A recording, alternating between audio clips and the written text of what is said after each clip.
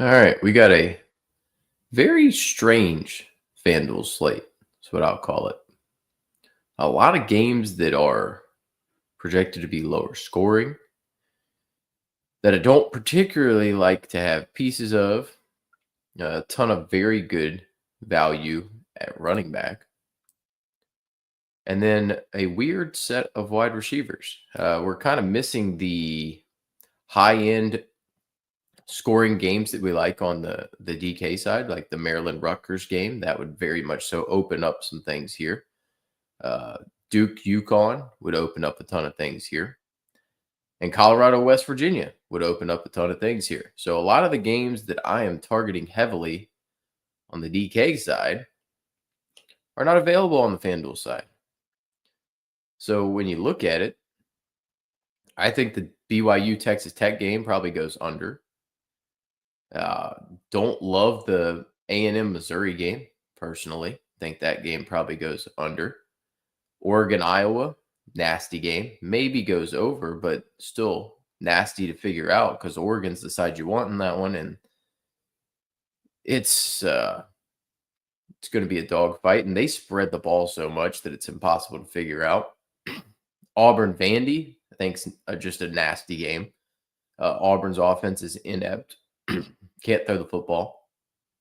Although we're going to talk about one guy that I can't quit. Uh, I guess he's like nicotine for me. It's impossible to quit it. I need a patch or something. They need to create a Cam Coleman patch. I got to get rid of it. Maybe a Chase Sewell one too. And then you got these other just weird games. Like Syracuse is an inept offense. Purdue, inept offense. Penn State, inept offense. What do you expect out of Florida State? Florida, Kentucky are both dying teams. They don't play fast pace. They don't play high scoring games. So that makes it weird. LSU, the offense has gone haywire, and I don't particularly trust it one bit. And then LSU's defense is good enough that I think it hinders Bama. So you get a lot of stuff in this spot that is not pretty. Now, you already know where I'm going with my number one quarterback play. It's the number one quarterback play for me every week. I can't quit him. And I never will because he doesn't let me down very much. At 10-8, the price combined with the floor and ceiling against the Florida State team that I do not trust on the defensive side of the football, I love his stack options. He's got good wide receivers. I think their run game has gone away. Randall did steal 2 touchdowns last week. But Cade Klubnik has rush upside. He has pass upside. He can beat you in a number of ways. Outside of the first 2 weeks, he's been in the mid-20s pretty much weekly. So at 10-8, I'm going to go ahead and just take it and say, hey, I want the floor ceiling combination. I think he does have more in the tank. And I think Florida State could stop the run enough that maybe Spirit Halloween Death Valley has some fireworks left in it this week. Very easy. So I'm looking for double stacks. Klubnik's very easy to double stack. Now I say that, and just based on pure value, I'm willing to come down here. I think Bachmeier's going to project well, but I hate him against this defense. David Bailey's going to wreck him. I think Reed and Pavia project well, but I'm probably out because of the matchups. I'm just going to take a very hard stance this week on FanDuel. Have a very concentrated pool. I want Klubnik doubles. Now, my favorite single is going to involve Gunnar Stockton in this spot. Now, they start extremely slow. I would not want to watch the game log here. This is not a scoreboard watching spot for sure against Mississippi State on the road. Georgia in first halves has been awful. But I feel like a rushing touchdown is probably in the cards, and there's not many running quarterbacks on this slate. The floor of the pass game is enough to keep me interested. I don't want to go overexposed. I don't love this.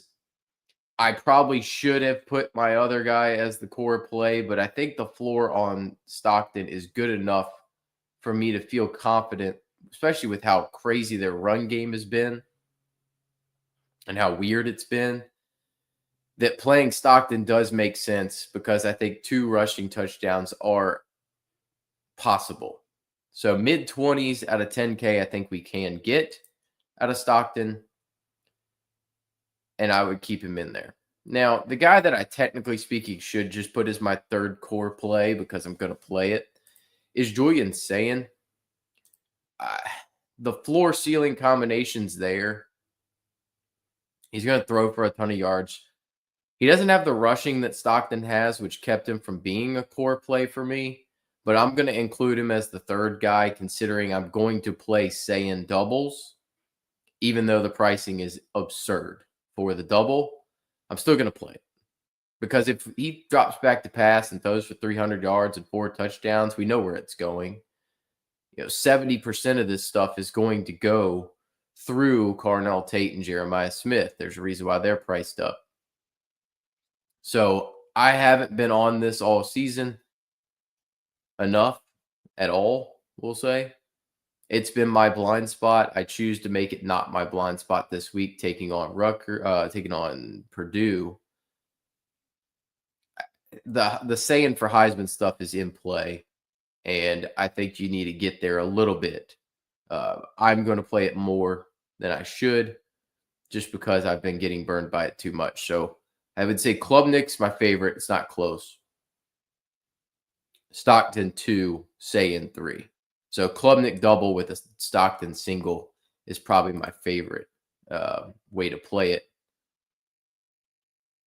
And it's very viable for sure. Here, we'll see if we can build one of that. GPP wise at quarterback,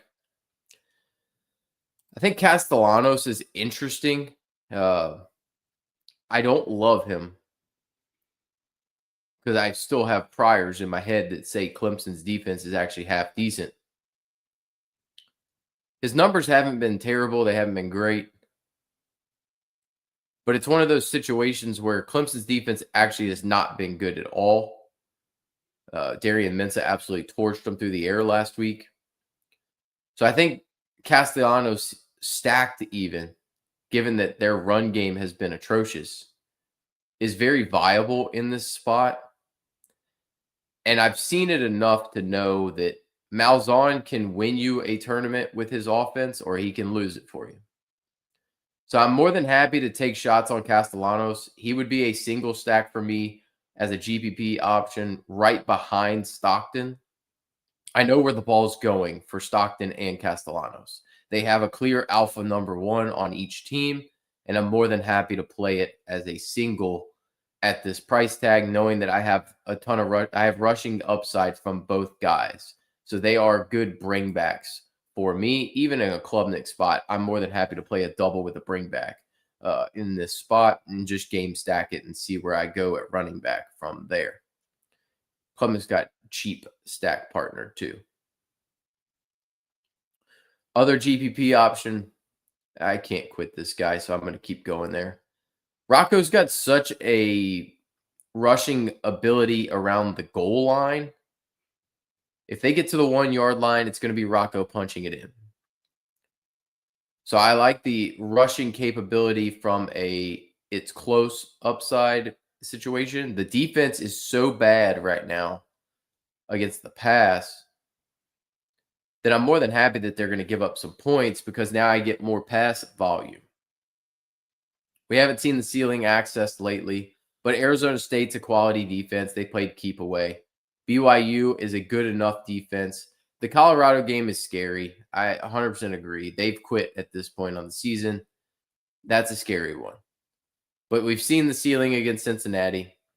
We've seen it against Arizona, which is a good defense.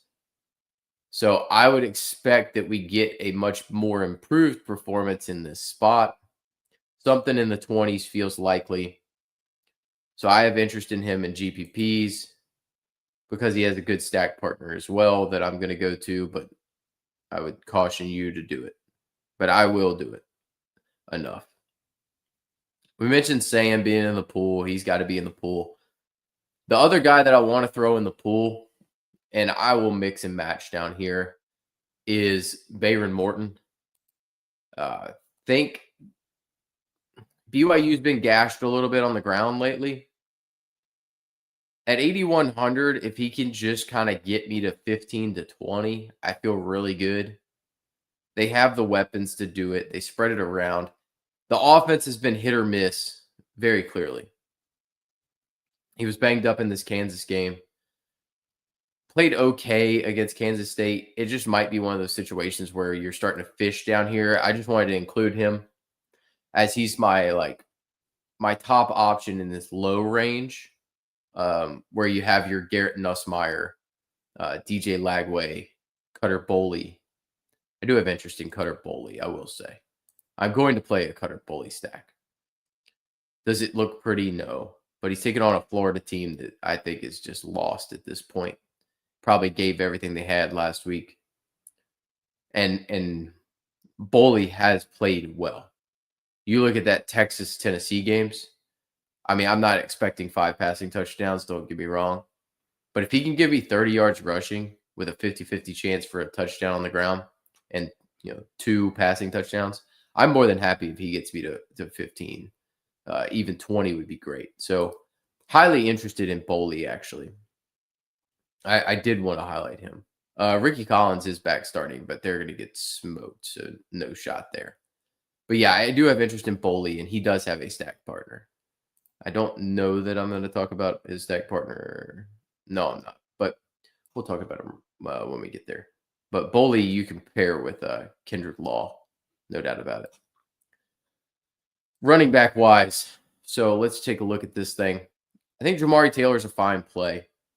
I'd keep him in the pool, but he's not a core play. I do not like these top running backs. Mark Fletcher is going to be out this week, and there you go. It's out now. It updated. That now opens up the door. The top play on the slate, and I think you need to have one in every lineup,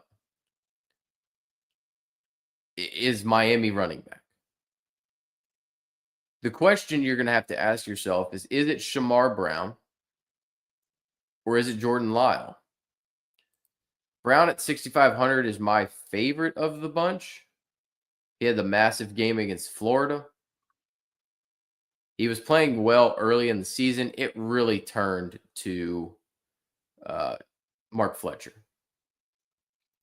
In that Florida State game, it turned to Fletcher, and everything kind of went through him. I think Brown's the top backup. He's the 1A in this situation. He's my favorite play of the bunch. I'm going to reserve the right to change my mind, but one of these two needs to be in every team. He's my favorite. But you come down here at 5,500.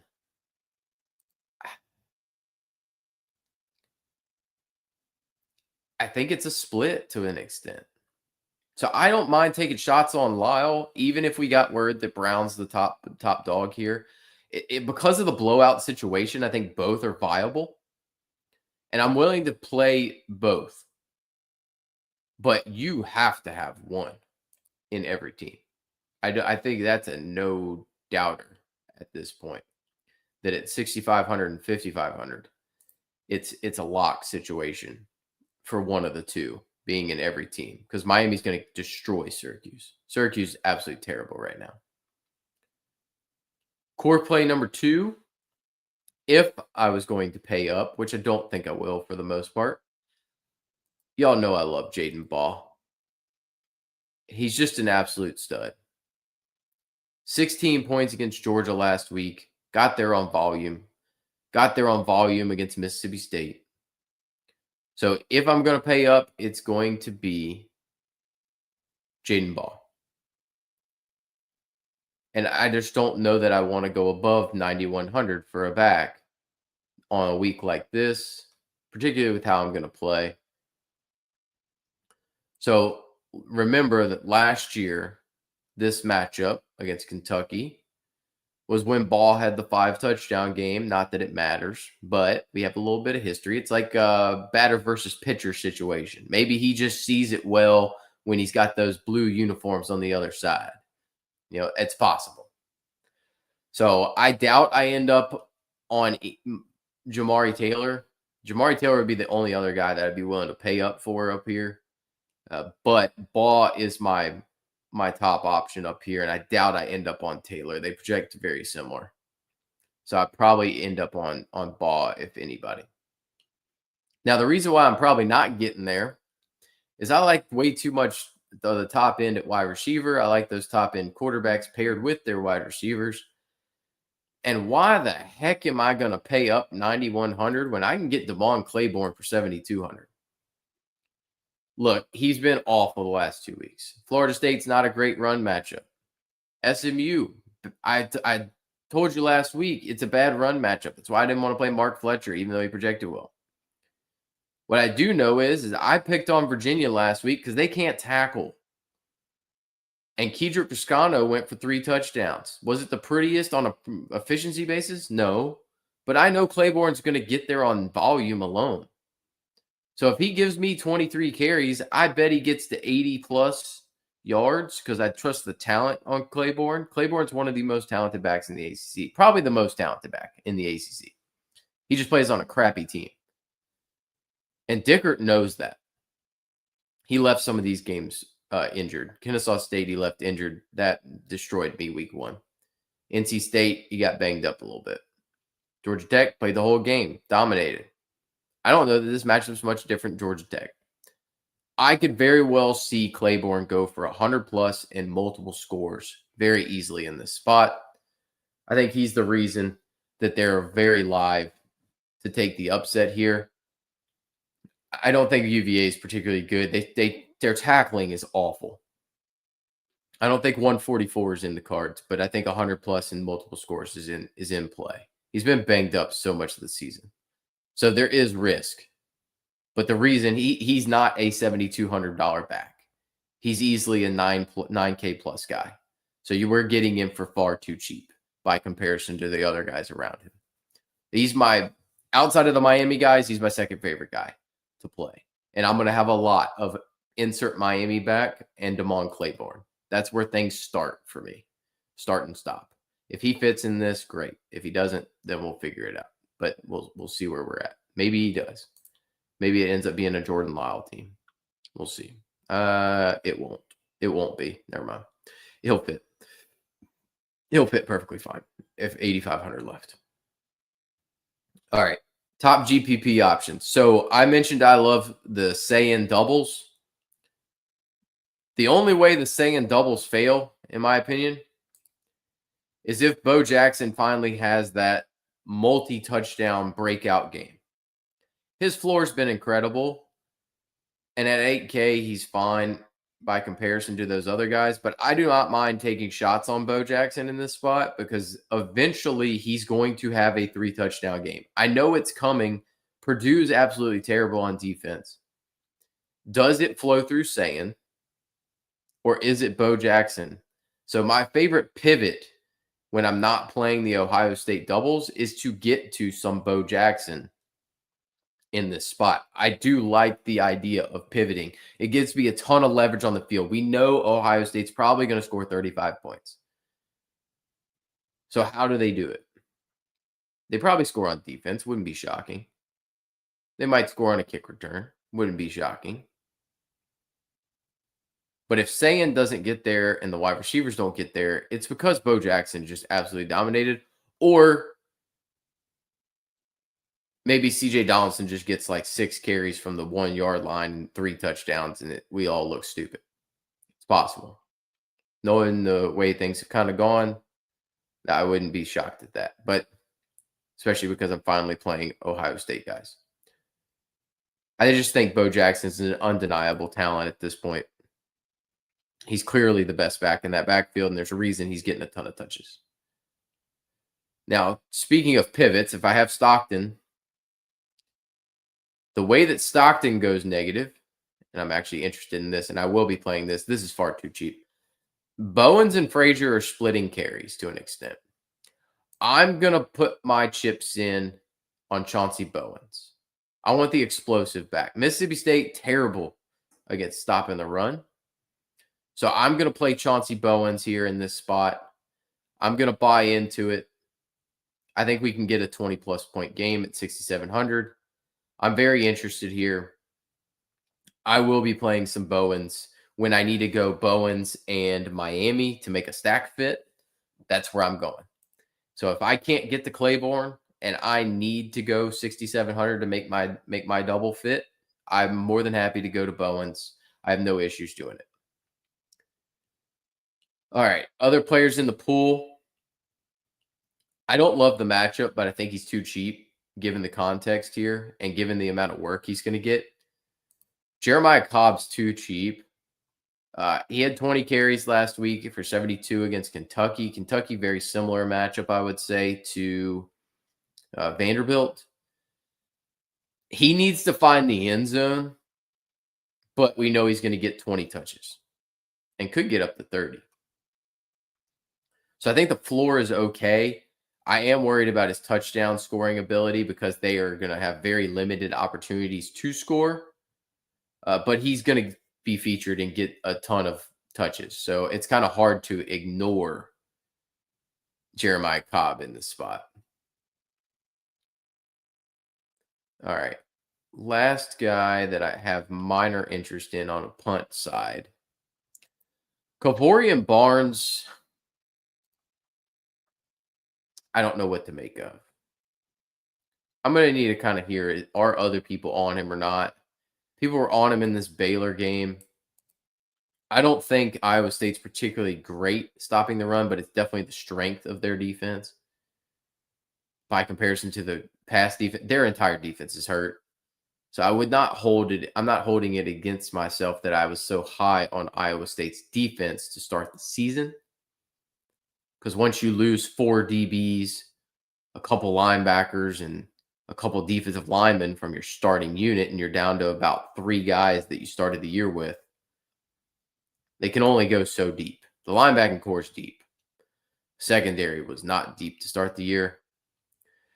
If Barnes, it might be a situation where if Barnes gives me the blade again, then so be it. But I don't like Kavorian Barnes, but at 6,400, I have to have minimal amounts of interest given the context of it.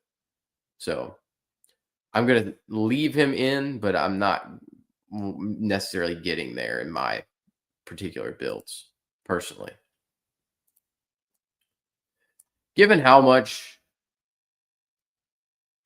I like Julian Sayin this week, I'm going to have to be in on Jeremiah Smith. I feel pretty confident he scores a touchdown. His floor is unmatched.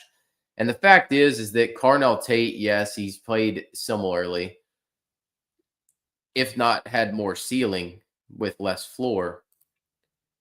But it would be impossible for me to say, hey, pay 800 less and make the Jeremiah Smith and make Carnell Tate a core play. So yes, Tate's going to be available and a double partner, but it's Jeremiah Smith's world. We're just living in it. So I think you play Jeremiah Smith as your top option, your top dog. If I was going to play anybody up top, it's Jeremiah. It's not close. I think that's pretty reasonable. I'm going to tell you, I only have 2 core plays at wide receiver because everything's going to be stack based for the most part. Jeremiah should be, if you were going to play one team, you need to play Jeremiah Smith. It doesn't matter who else you're playing, you play Jeremiah Smith. So, Now, the other core play just happens to be a Smith as well. And he's a stack partner. And he's too cheap. Tristan Smith took over Bryant Wesco's spot and arguably looked better than TJ Moore, even though TJ Moore had a 70-something yard touchdown last week that kind of bailed him out. But I love the volume that Tristan Smith got. And as a big-bodied wide receiver on the outside, I think he's a guy that we want to target at 6,100 in a very good passing offense. So he is a guy that if you're making one team, he has to be in it. because that is way too cheap for the talent level that he is. I'm big on him this week. Now, I want to show y'all what Ohio State's wideouts did to Penn State last week. I will say that one of these touchdowns was fluky as crap because it was a pass that was deflected. It just happened to fall into Jeremiah Smith's hands, which annoyed me to no end. But wide receivers got open deep at an unprecedented level against Penn State last week. I mean, Carnell Tate was just ripping monster gains off. Jeremiah Smith, chunk gains. I don't think Elijah Surratt plays this week. So I think Omar Cooper is a very good play because he can get deep and is going to get volume. So I don't mind as a single pairing on the back end of a Klubnik or on the back end if you could make it work. I don't think you can make it work on the Saiyan side, but on the back end of a Klubnik double, I do like a Omar Cooper Mendoza single on the back way. I do think you can do a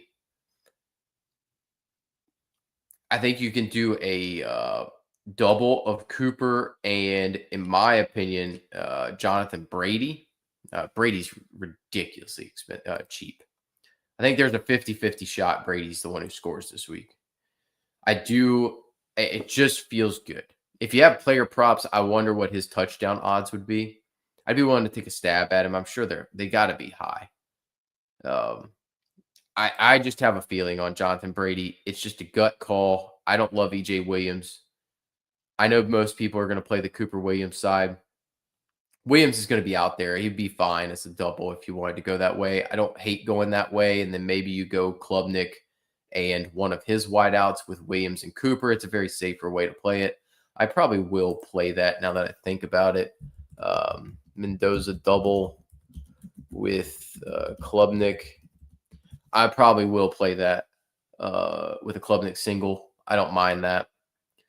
So I will play a little bit of that, but I want to play it through Brady as well as an interested way to play that. But I like Omar Cooper as a pivot play, we'll say. And maybe you do a Saiyan single in that same vein. You do that way you get a cheap wide receiver. You do Saiyan and Jeremiah or Saiyan and Tate, depending on how you want to break it down with a Mendoza double. I just don't think you cannot do a Saiyan double with a Cooper Mendoza single. It's not going to fit. There's not enough value for that. So yeah, we don't have that capability for sure. All right, other guys in the pool. That's really my only GPP option. This is a weird wide receiver week on here. Like I said, I'm just going to pair with quarterbacks for the most part. Speaking of pairing with quarterbacks, I think you can go McAllister with Hoover. If I'm playing Hoover, I'm playing McAllister. Hoover with the thumb thing, it's just still weird. It's a jam thumb. He definitely had a thumb injury. It's just not the extent that some were making it out to be. I don't hate Ty Simpson, Bernard double singles. I almost am tempted to take a Bama double. Maybe a Simpson. I might have a couple. Because I do have interest in Lotzier Brooks for some strange reason. It just is hitting me. I might like that. I don't know. Oh, this is interesting. I can't play this, or I'd have to come off of that. So the other option, you have two options when you go with Klubnik. It's TJ Moore or it's Antonio Williams. Antonio Williams by far gets the most volume. So we have way too much money in the spot, but we're gonna narrow it down. We'll play around with it a little bit. And so Antonio Williams is my favorite one of the expensive ones. I prefer Williams Smith as a combination, but that doesn't mean that I won't play more Smith or more Williams. It just kind of depend on where we're at and what we want to do. But I do not mind. Williams is my favorite with Smith. Moore's my third favorite guy based on price. but he has a little bit more upside. Malachi Toney, I think you keep him in the pool, but he's kind of a filler piece. I doubt I end up going here. His target volume's great. I was very disappointed he did not run that touchdown back. He was the one targeted in the end zone. I doubt CJ Daniels plays this week, so I think Malachi Toney force fed a few more targets.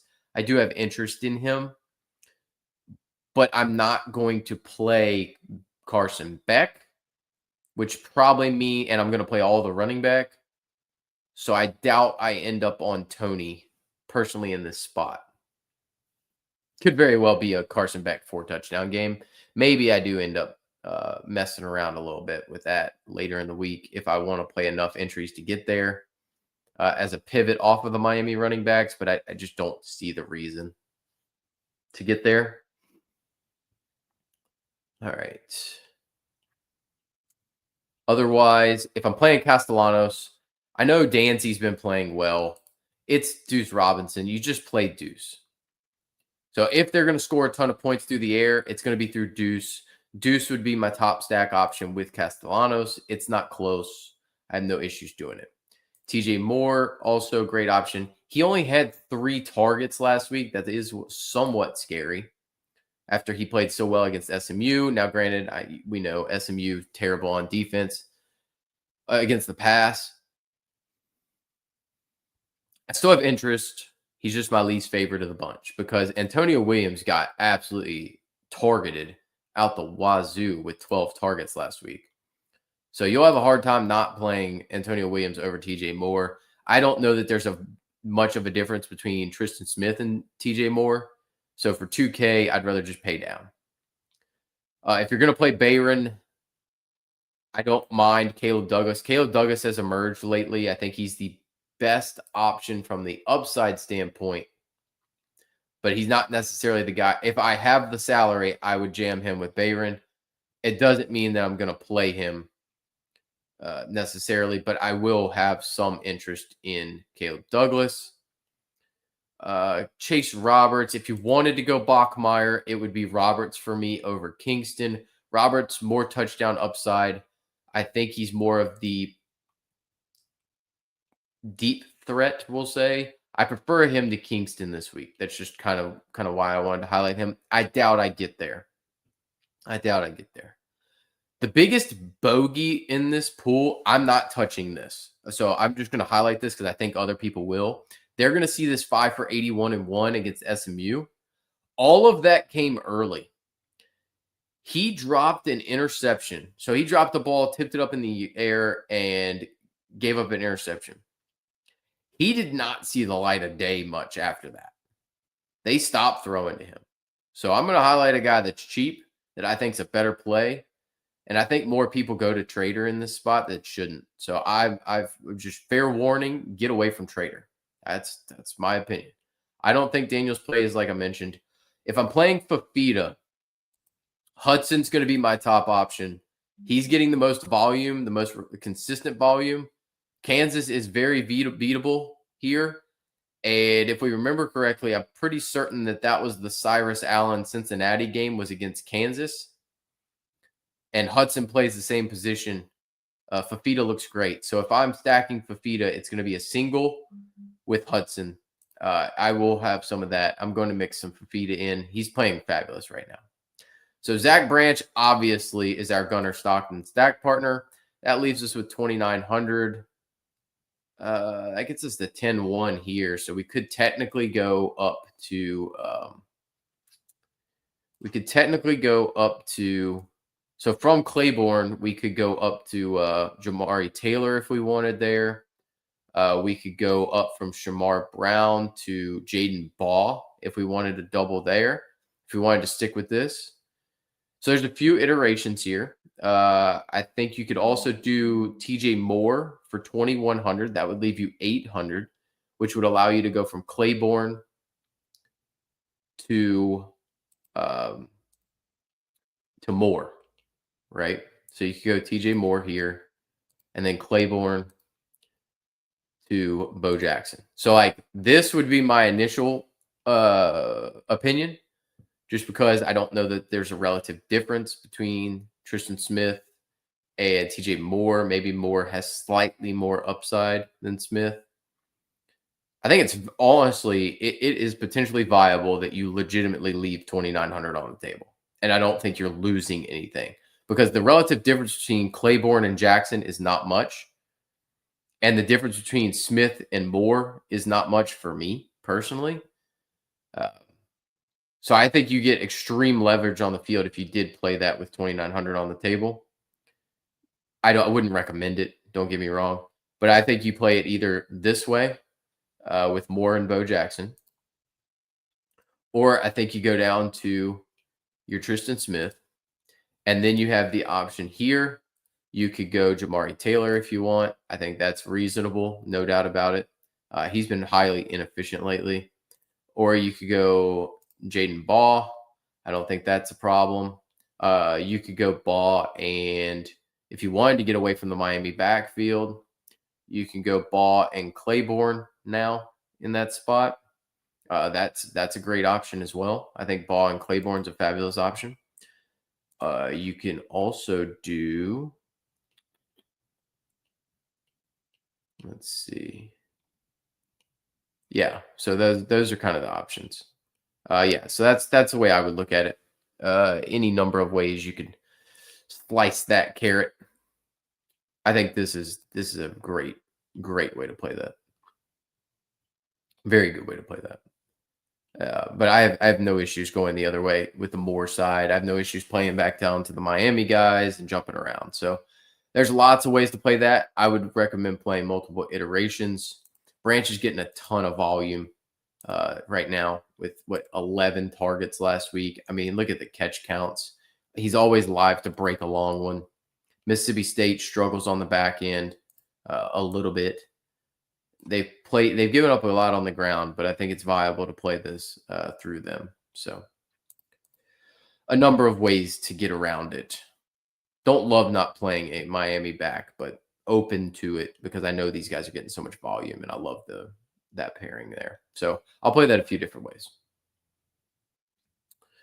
Let's see. Otherwise, so Eugene Wilson is out this week.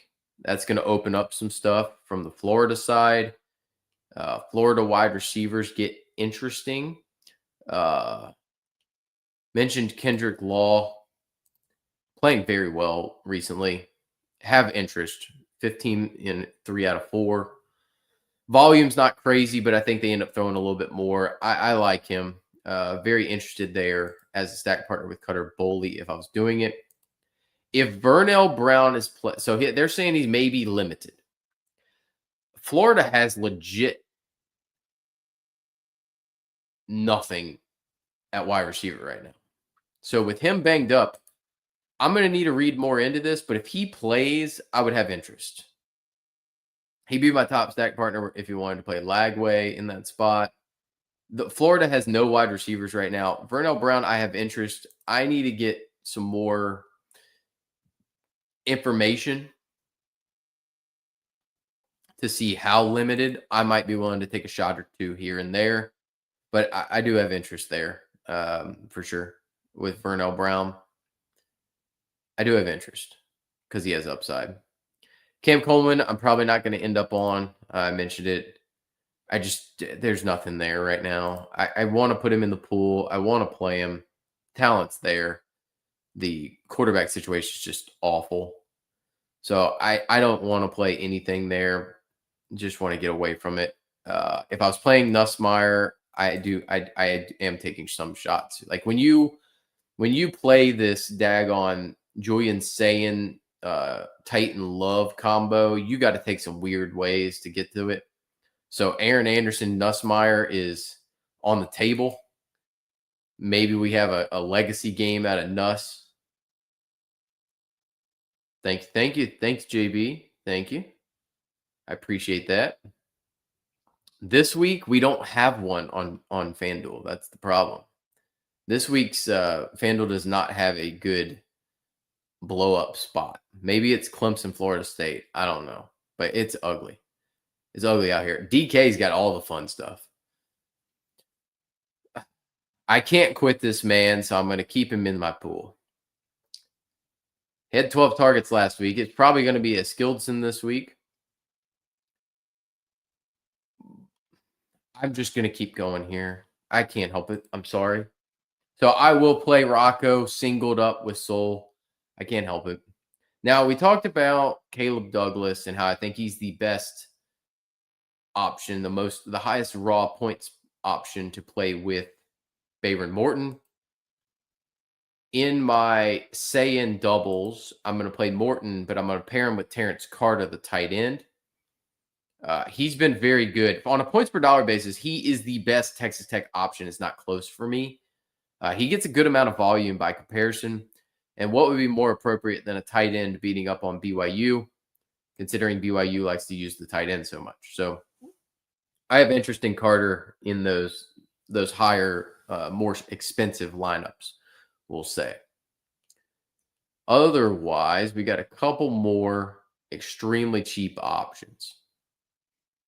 So if I'm punting, I talked about Josiah Trader and how I think everybody's going to end up there. Or at least if they were trying to get to it. I think that's a mistake if you go Josiah Trader at all. I think Keelan Marion is the second receiver. So if I was going to punt, he's my favorite option. So all of that production for Trader came in the early portion of that game before the interception. Keelan Marion got all of his production in the second half.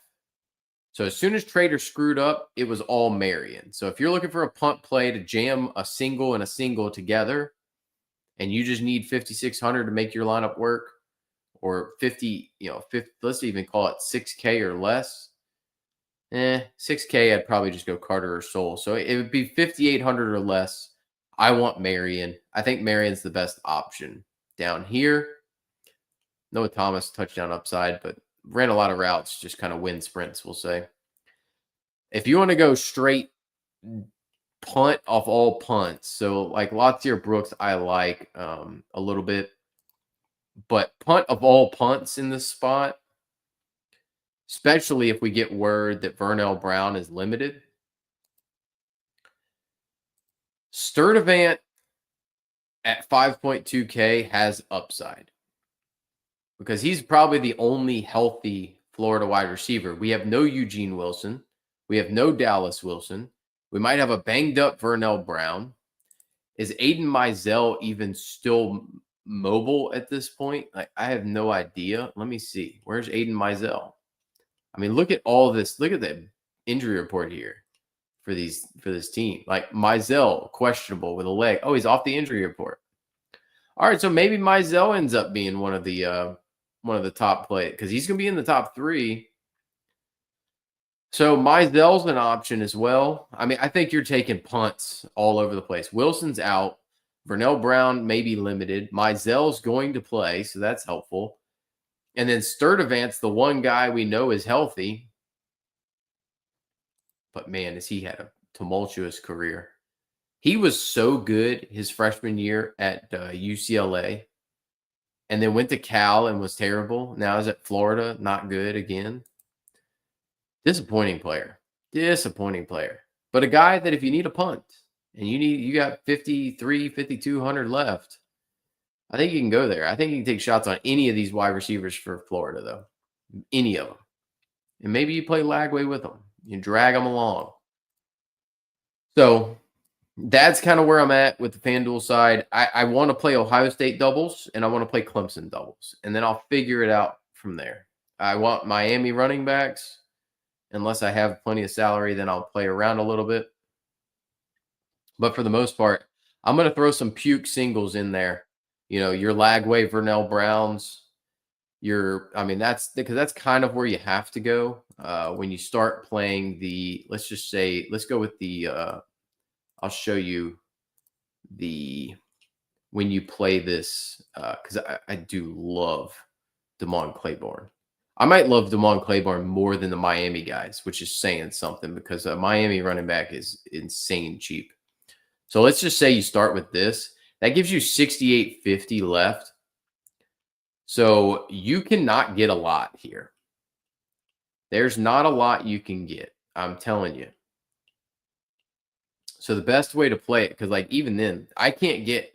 Can I get? Nope. I can't even get Keelan Marion with Carson Beck at 9,500. Like you're down 4,200. That's how dire straits this gets. You can't get anything with him. You can play Chandler Morris with J. Michael Sturdivant. Like that's kind of where you're at. And I want to stack this bottom end. And Morris has been terrible. So like your best option, you can't even get Bayron with Terrence Carter, because I did have a Bayron Terrence Carter, but I had to drop from Claiborne down to Bowens to do it. And that's the best way to do it, which kind of sucks. But you can get Bowens that way in there, and that's fine.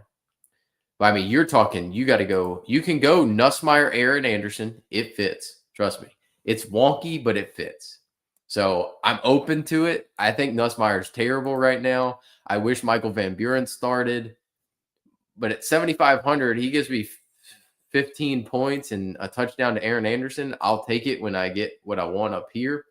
No way in hell I'm touching an Auburn quarterback.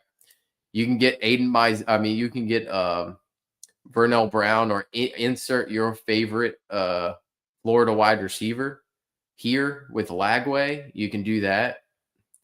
I mean, it's ugly, folks. It's ugly, but you can do it. Why not? You can get Cutter Boley and Kenrick Law. That might be my favorite one.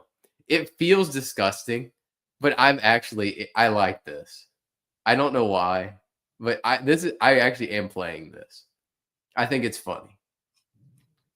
I mean, maybe Florida quit, Maybe Florida quit. I can't play Zollers. I can't play Ricky Collins. Like, I'm not playing any of these other guys. So that's like my main three. I will play Boley, Lagway, and Nussmeier with this exact combination because all of the pieces fit the way I want. Now, maybe the Lagway portion, I end up going with something different because I can make an adjustment at the running back spots. So there will be some times where, in this instance, I want Sturdivant, so I get 1,300. That's going to take me to 8,500 or 7,800 at running back. I don't particularly want to play 8,500 running back. I'd rather just play Bo Jackson in that spot, but maybe I go to Bo Jackson, just leave 700 on the table. Maybe even then, maybe I go Jeremiah Cobb over Shamar Brown. It's possible. I could get an extra 1,000 there. So I could go to Jaden Ball, but I don't want to do that. No, never mind. Yeah, and I don't want to play Bo Jackson in that spot. So I probably would play Vernell Brown as my favorite. All right, I'll run through that in a second, JB, because you asked. I'll hit you with that because I do actually have thoughts there. Where was those Florida wide receivers? I actually do want to hit on this because I actually am interested in this. So if I go Mizell, let's just say we play Mizell.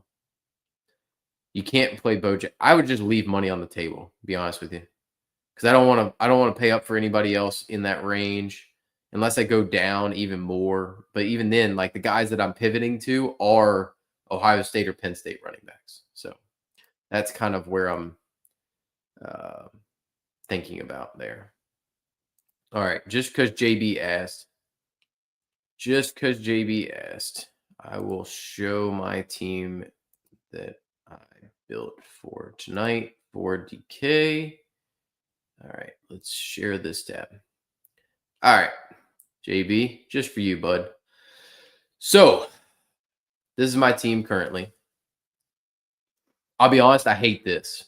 I am not playing Lewis, irregardless of what happens. I don't know why. I'm too nervous on it, so I'm just going to stay away from it. I kind of hope Tulane wins this game. I think they probably can and maybe will. But I have selfish reasons for that.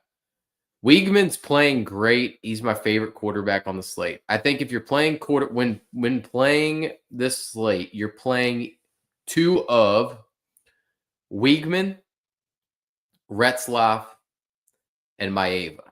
And you got to make that decision. Now, if you play Maeva, I'm going to avoid King Miller. So that's where I'm at. If I play Maeva over, and for me, it's Wiegman number one. Wiegman is my top option. Maeva, if you want to put him here, I'm perfectly happy with it, but I'm going to get off of King Miller at that point, which is fine because then I'd be able to get off of Hayes. I don't particularly want to play Omari Hayes, but I'll go over why in a second. So it's Maeva, Wiegman, Retzlaff. That's your three options. Running back wise, UCF is bad against the run, but I don't trust Dean Connors. I don't want to trust DeRozier's. I don't like Montgomery as a player. So once you start, and then Houston's very good at limiting explosives. So Nixon kind of worries me from that standpoint. So I'm happiest with Komolafe. Komolafe is the second best running back on the slate behind King Miller, or maybe even better than King Miller, especially from a points per dollar standpoint. Miller's getting a ton of work by comparison to where he has been, and this rush defense is worse than Michigan, Notre Dame, and Nebraska, all of which King Miller's had very good games or good games. I mean, you can't expect so much against Notre Dame, you know. So I do like King Miller as my preferred way to play that. Lemon has been bad lately, but it's been weird. It was heavy rain in this game. I think he gets back in the California sun. We get 20 to 30 points out of him. I think he's a lock play. I don't hate, like, if you were punting, I do not hate you punting with Frank Peasant at running back, by the way, at 4,100. I debated him in this lineup because he's getting the Brandon Thomas role that we've seen from Memphis lately, last few years, where he just kind of gets all the goal line work. So just FYI on that. And then Lane's too expensive, so you just pay for Lemon. Don't worry about Lane. Amari Thomas, fine play if you want to stack him with Wiegman. UCF done a nice job against wide receivers. So I had debated on the Houston. I can't play UCF guys. They're just, God, they're bad. The two options that I've debated, and I debated double stacking Wiegman, was Koziel. They're terrible against tight ends, so I want to play Koziel. I think he has the best odds to score for me. So I don't think the upside's as high, but I like the floor. And Kobe Young. Kobe Young, now that Stephon Johnson's out, he ran the second most routes last week. He led the team in targets. So I do like Kobe Young. Amari Thomas, he was second on the team in targets, sorry. He was second in route run, second in targets for Kobe Young. So at 3,100, he's a great value play. If you're looking for a punt, that's your guy. Amari Thomas has been playing well, but they do cover outside wide receivers fairly decently. So I'm going to play Wiegman and Koziel in this spot as my stack. I like Bram. Bram got good target volume against UAB, even when Hill was in. So it doesn't really matter who the quarterback is. He's going to get targets. So I'm going to go with him. It is a wide receiver by committee for Tulane, and it's awful. So it's terrible from fantasy purposes. I would not recommend, if I was telling you advice, I would not recommend playing a Tulane wide receiver, to be honest with you. I would play Retzlaff and nothing else. Or I would just get away from it completely, and you play a USC guy here, you play probably a Central Florida running back here, and go from there. But I would not recommend this because I could not tell you, like, these wide receivers split so much. Now, Hayes, let me look that stat up. What was it? Let me go back. I got to find the route percentage that I saw earlier for him. So Amari Hayes last week against UTSA in a game that they trailed the entirety of, basically, and got blown out, had 21% of the snaps. In those 21% of the snaps, he led the team in targets. So I'm going to buy into that. I'm going to lay it with Hayes. They rotate a ton of guys. Slot wide receivers are what has beat up Memphis. You know, Easton Messer had a nice game, 9 for 131. Iverson Hooks, the UAB kid, is the one who had 11 for 172 and 3. He plays out of the slot. Hayes and Bryce Bohannon are the two guys that play out of the slot at the most for Retzlaff and Tulane. So I would like to play Hayes in this spot personally. That's why I have him in. I will say that there is nothing wrong with game stacking this USC game. I don't mind playing the quarterback, running back, wide receiver combo. I'm fine with that on a short slate like this because they can all get there. And if I was doing that, I would do Miller, Comafale, Lemon, and then Griffin Wild because he gets a mass amount of targets for Northwestern. And then I wouldn't play Preston Stone, but I would play Maeva. So if I was building that out and I just said, hey, I want to game stack Northwestern USC, knowing that game's going to be big, I would go Maeva, Miller, Comafale, Lemon, and Wild as a combination. And you could easily do that with this team, specifically if you wanted to just take Wiegman out. You take Wiegman out, put Maeva in, take Bram out, put in Griffin Wild, and it'll fit because that's plus 700 minus 600. So that fits right away. I mean, it's a very easy way to play that. But yeah. So, and then you already got my punt option as far as going Houston. I just don't trust UCF in the space camp because they're just weird. So anyway, that's kind of what I'm building and what I'm looking at for tonight. So y'all can see exactly what I'm playing. It's probably not great. It's just what I have. That's the best guess, we'll say. Limited time during the week. Been putting a lot of thought into my weekend stuff, my Saturday main stuff. So, all right. I will be back tomorrow morning at 9 doing the live before lock. We'll be watching. Oh, no problem. No problem. Trying my best, JB. Trying my best. I appreciate you sticking around. I'll be back live before lock tomorrow. We'll talk injury news and notes. We will talk whether my decision has changed on the Miami running back situation. That's kind of where I'm looking at. That's the number one bogey there. But I would say Shamar Brown is my favorite. I don't know that I'm going to change that whatsoever. So, all right. I will see you guys tomorrow morning. Best of luck this evening.